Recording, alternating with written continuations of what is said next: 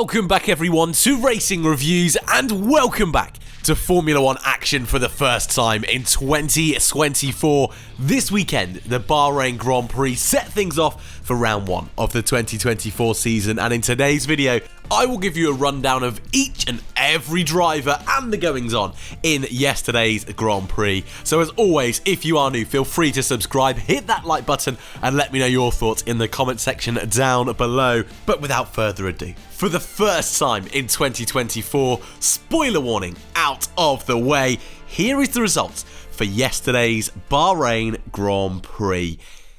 And it was business as usual. Business as usual, a smooth operation it was indeed. But for Max Verstappen, a Grand Slam, his 5th career Grand Slam, 8 victories in a row, actually takes him just 3 away from his own record for consecutive Grand Prix victories. Man and machine in perfect harmony. An ominous start to the Formula 1 season, but thankfully there were plenty of stories up and down the grid that we need to talk about in today's review. In second place was Sergio Perez. Really strong race pace from the Mexican driver. Just needs to sort out quali, doesn't he? Carlos Sainz took home the final podium place in third. A really strong drive from the Spaniard. Looking forward to talking about his race later on. Charles Leclerc was P4 and George Russell rounded out the top 5. Lando Norris scored points for McLaren, and it was a double points finish with Oscar Piastri in 8th, but Lewis Hamilton in 7th, sandwiched between them. Fernando Alonso, difficult day in the office in 9th, but Lance Stroll, despite finishing behind his teammate, very good race from Lance today. Really impressed with the Canadian driver. Guan Yu Zhou, unlucky to miss out on points in 11th. Kevin Magnussen was 12th. We've got to talk about those Racing Bull cars, 13th and 14th. Team orders. Can't wait to get into that one. Then, behind the 2 Racing Bulls, Alex Albon in 15th to lead Williams. Hulkenberg, contact in the opening lap. Managed a strong recovery though in 16th place, followed by Ocon and Gasly. Goodness, that Alpine is an awful car. Valtteri Bottas was 19th with plenty of struggles, and for one of the very few times in Formula 1 history, all 20 drivers finished the race, with Logan Sargent finishing in dead last, rounding out your grid. But before we jump into any sort of race review, new for 2024, we're going to go through our race rating and golden driver right now. So before we talk about any of the teams, let's go through the race itself. And our first race rating for 2024 is a 5 out of 10. It was a very average Grand Prix, wasn't it? It wasn't that star-studded, spectacular start we were hoping for. On the flip side, following testing, it was closer than I thought.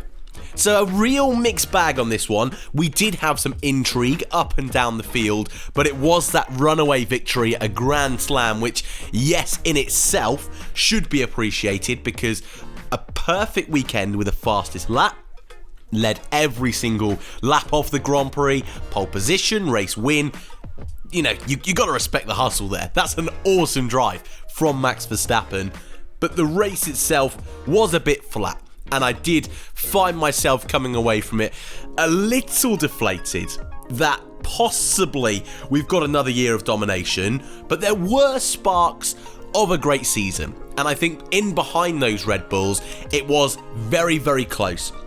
With your Ferraris, your Mercedes, your McLarens. Aston were there on Saturday with Fernando Alonso, and Lance Stroll's Grand Prix was very impressive on race pace, and so I think behind Red Bull, that pecking order is going to change all season long. So that's got a bit of promise to it, and we can get excited for that. But as I mentioned at the top of the show, it's ominous, today's result. It really is. Max Verstappen just in a league of his own. That can all change. Look at McLaren last year and the jump they made at Silverstone, practically out of the blue. So it's not impossible.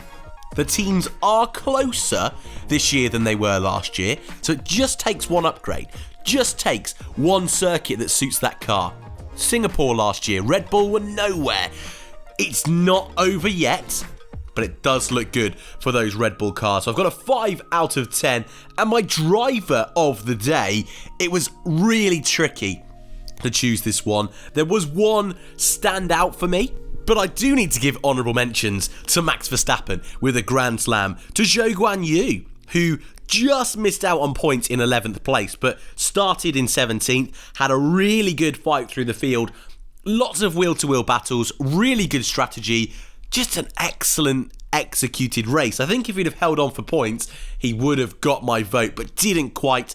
Also, Lance Stroll being bumped around in turn 1, recovering to the points, but also not only that, he started 12th and managed to sneak into the points anyway. So Stroll's also a shout, but it has to be Carlos Sainz. It's rare, I do agree with the public vote, but Carlos just drove the wheels off that Ferrari. And though Max Verstappen did have a Grand Slam, and you can ask yourself, what more can he do? And I would probably say, not a lot. I think Carlos was able to go that extra mile because, just like Max, you feel that Carlos couldn't have extracted any more out of that Ferrari, but also he had to really fight it out with his teammate twice. He was not on the preferred strategy. Leclerc had that option, and Carlos still got past him twice. Really spectacular drive from the Spaniard today. And with everything that's gone on in the winter, with him losing his seat, that's exactly what he needed to do. I would argue that's in his top 5 best ever drives in Formula 1. Yes, Charles had his issues today, and that brake bias on that Ferrari wasn't right, but I still think credit where credit's due for Carlos Sainz. Shall we get into some teams then? We're 7 minutes in. Let's do our race rundown, because we've got to start with Red Bull. We don't need to take a long amount of time because we've already said how perfect Max Verstappen's race was. A Grand Slam looks very, very scary what that man can do this year. But we've not mentioned Sergio Perez yet, who himself did have a very strong Grand Prix. Started P5, finished in 2nd place. Had really good race pace. Really, really strong. Did finish a long way off his teammate. And there's a few different reasons for that. First of all, he started 5th, and he had to work his way through the Ferraris, through George Russell. Some great little overtakes from Sergio Perez. He needs to sort out that Saturday, and actually, in the closing phase of the Grand Prix, Max really did have his number. There was a chance, about 10 laps to go, when Sergio had got the gap down to 15 seconds, but as you can see on the timing board, by the time the checkered flag fell, Max was absolutely gone. 22 seconds. So in the last 10 laps alone, he was able to find 7 seconds. And yes, Max was recharging his battery slightly to push for that fastest lap at the end of the race. So I need to see more from Sergio. This isn't a weekend that's going to save his career. This isn't one where I say he's got to stay in that car. There's no way you can replace Sergio Perez. No, that's not what I'm seeing here this weekend. It's good. Still needs to be better. So, jury's still out for Sergio, but 2nd place. On a points side of things, the team can't ask for much more. Ferrari, Carlos Sainz is indeed my driver of the day. Just taking charge. Kind of pushing everything aside that's happened over the winter, saying, I'm not worrying about team orders. I'm racing for me. That's what he did.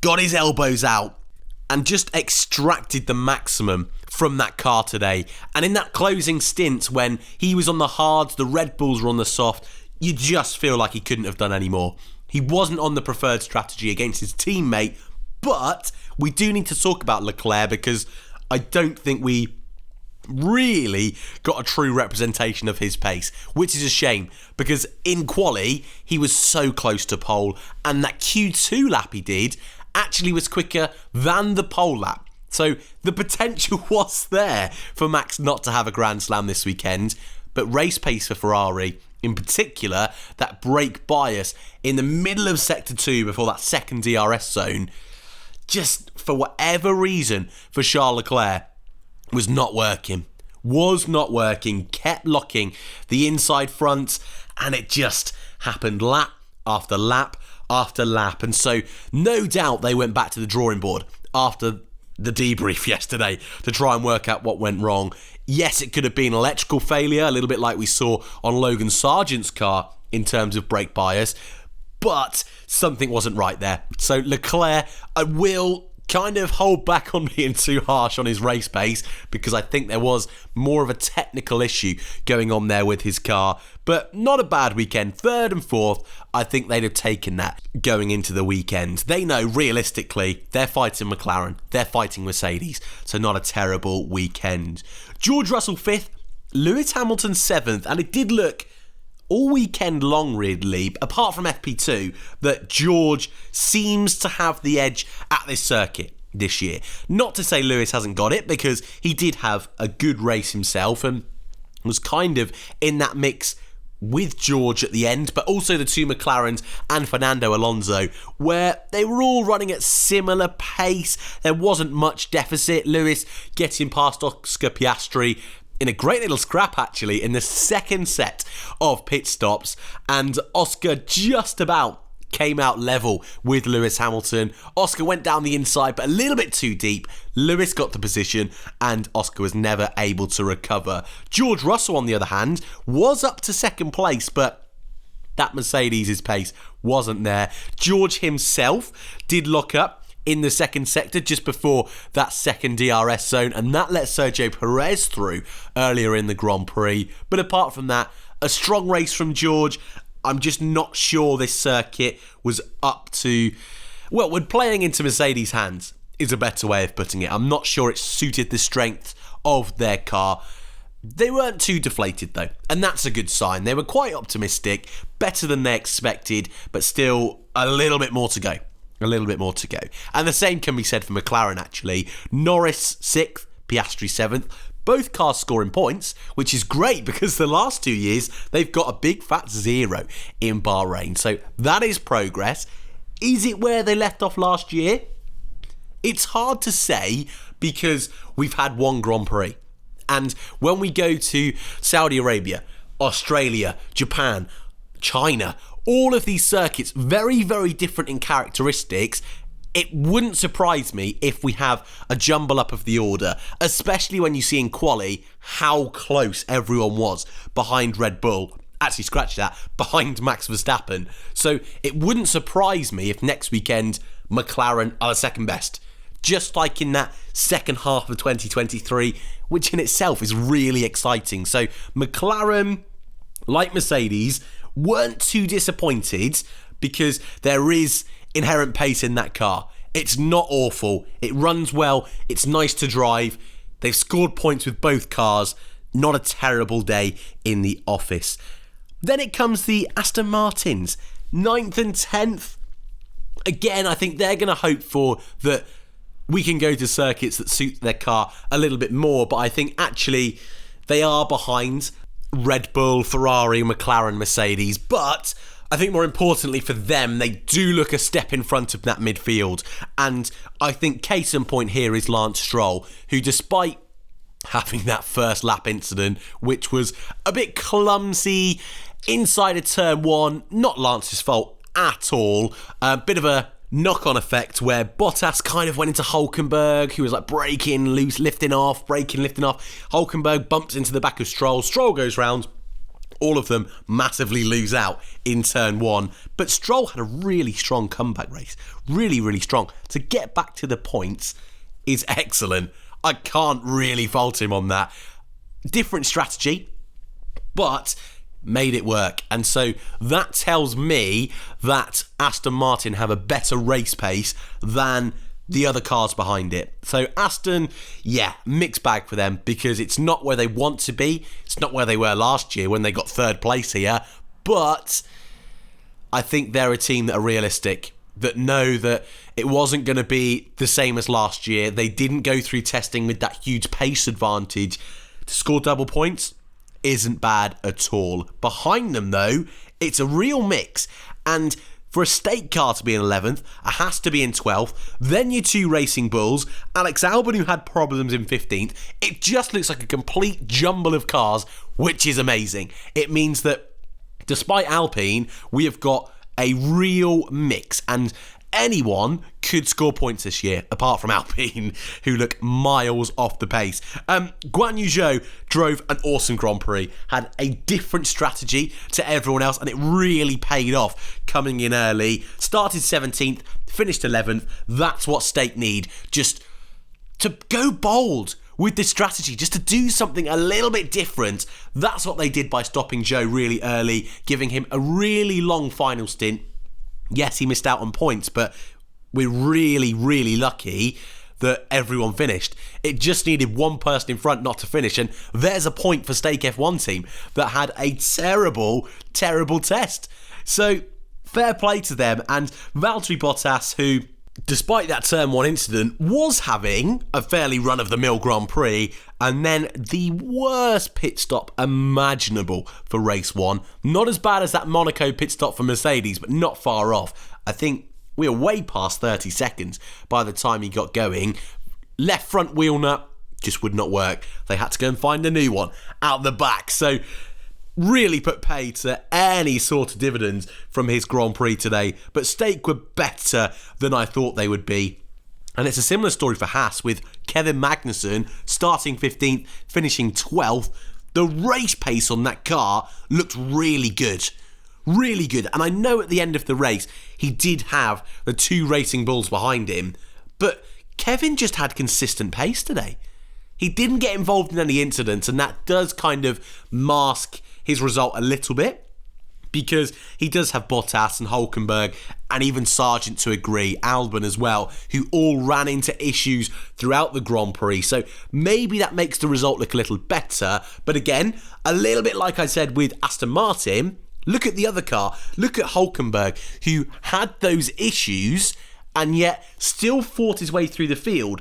And at the final stint of the race, this is really interesting, the final stint of the Grand Prix, Hülkenberg's pace was better than both the Aston Martin cars. Food for thought there. Yes, they were in very different positions, not just only in terms of on the timing screen, but also on the track. And Aston's were having to work their way through some traffic. Alonso wasn't too far off the back of the Mercedes and the McLarens. But I think that's really interesting that Haas do have a car that can run long into the Grand Prix. And yes, on paper, they're not as quick as that top 10, but the big thing for them, the one thing they needed to sort, was that race pace, and they've done it. They've absolutely done it. So despite coming into the season as almost the favourites to be last, they're not that. And that must be a huge sigh of relief for Ao Komatsu, and maybe just forgetting about 2018, the most stable start to a season they've ever had. And maybe 2015, that first ever Grand Prix, those first couple of races were amazing, weren't they? But a really solid start to the year, and that's what a team like Haas absolutely need. We need to get cracking, because we're almost at the 20-minute mark, and we've only just got to Racing Bulls. Those team orders, wow. It got fiery at the end, and Yuki, I think, has done himself a bit of a disservice this weekend. We know that there could be a Red Bull seat on the line next year, and as much as the Red Bull family adore Daniel Ricciardo, the timing screen's what counts. And Yuki was the one who on Saturday put in the lap. Almost made it into Q3 and out-qualified his teammate. Well, when push came to shove at the end of the Grand Prix, the Racing Bull cars didn't quite have the pace I think a lot of us were expecting, and Ricciardo, with the soft tyres, was given permission to overtake Yuki. The team gave the team order, and Yuki was not happy. Crikey! He was not happy, and initially didn't let him through. And I think, would Ricciardo have got through? Wouldn't he? That doesn't really matter. But Ricciardo having to sit behind Yuki for a couple of laps while they sorted it out can't have helped, because those soft tyres do go off quickly. Sitting in another car's dirty air doesn't help. Daniel wasn't pushing to get past Yuki because he thought that the team were letting him through. It wasn't for points. And I think Ricciardo was very, very good in owning up to that in his post-race interviews. It wasn't for points, so it's not the end of the world. But then you would argue on the flip side, for Yuki Tsunoda, it's not for points. Let him through, fella. Let him have a go. So, a really, really strange one. Yuki couldn't get past K-Mag. He feels like he could have, but he couldn't. He had a chance. And then when Ricciardo couldn't get past through, checkered flag fell, Yuki just let it boil over. And on the cooldown lap, flew down the inside of Ricciardo at the end of Sector 1, then rejoined the circuit, almost went into the side of him. That's unacceptable behaviour. And what Yuki needs to remember is, despite his incredible speed that he can show, if he doesn't act professionally, on the sidelines, they've got Liam Lawson, someone who is quick, someone who proved last year he can match Yuki Tsunoda. And had a tenth of the... No, less than that. Less than the 10th. A 20th, a 100th of the experience in that car, that 2023 car that Yuki had. So he's got to be careful. If that happens again, I would expect a switch. Because Laurent Mecchi, first weekend as a team principal, he's got to really toughen down on these things. You can't let things like that slip. So I wonder what will come out this week in the press. Do they highlight it? Do they leave it? That's going to be a real statement of intent for the team. So disappointing for them. They didn't get points when it looked so rosy after testing. But in reality, that can't happen again. Behind them is Williams with Albon in 15th and Sargent in 20th, both running into mechanical issues. Logan Sargent had a crazy brake bias issue where the car just chucked all of the brake bias onto the front tyres. And so when he was flying up the hill, heading into turn 4, he could just not get it stopped. And he did so well to get it slowed down and get going again and to finish the Grand Prix. And it's a shame for Logan because he was actually driving a really good race. And I think that's what he needed, that bit of confidence boost, just a clean weekend, which he'd had. Didn't quite get the lap in at Q1, but it was looking quite good for him. So I did feel really bad for Logan Sargent, and Alex Albon as well was having a really good race, strong pace, fringes of points, and yet the car was overheating. Didn't like it. He was having to back off, and so it's no points for Williams, but not a terrible start, I would say. Certainly in the mix, but that last team that are not in the mix, and just, where do you start with Alpine? This has got to be one of the biggest implosions of pace I may have ever seen over the winter. Now, I've been watching Formula 1 since 2006, so it has happened, and it has happened through regulation changes. But with a non-regulation change, with a team dropping back this quickly, that's almost unheard of. And what's coming to light now is that through the winter, their car actually failed, the monocoque, failed its safety tests. And the monocoque is the area where the driver sits, really, to put it in layman's terms, and it failed the safety test. It wasn't safe enough. And so the car was light, but to make it robust enough to pass the safety test, they just had to make it more heavy.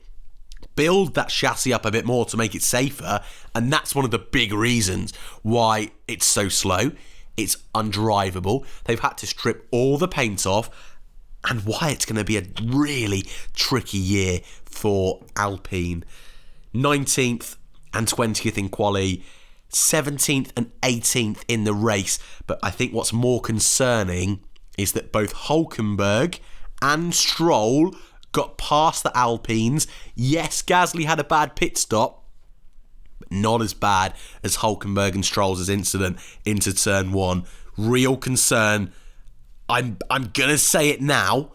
I think Alpine could finish the season with 0 points. With no points. It's going to be a year for them.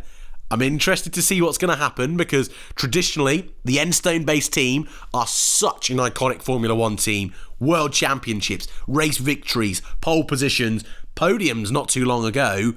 How things have changed. And that's where we're going to end things on today. Driver of the day was Sainz. Race rating was 5. So I want to know yours in the comments section down below. The format for this weekend is the same next weekend. So quali on Friday, race is on Saturday. and race review will most likely be on Sunday. So I'm looking forward to seeing you once again next weekend. As always, it's a new season, so it's really appreciated. If you've made it this far, you are a true Formula One fan and an absolute legend. It's so appreciated. So thank you ever so much. If you want to hit that like button, choice is yours. It's always massively appreciated. If you are new, feel free to subscribe. Thank you all very, very much for watching, and I'll see you all in the next one.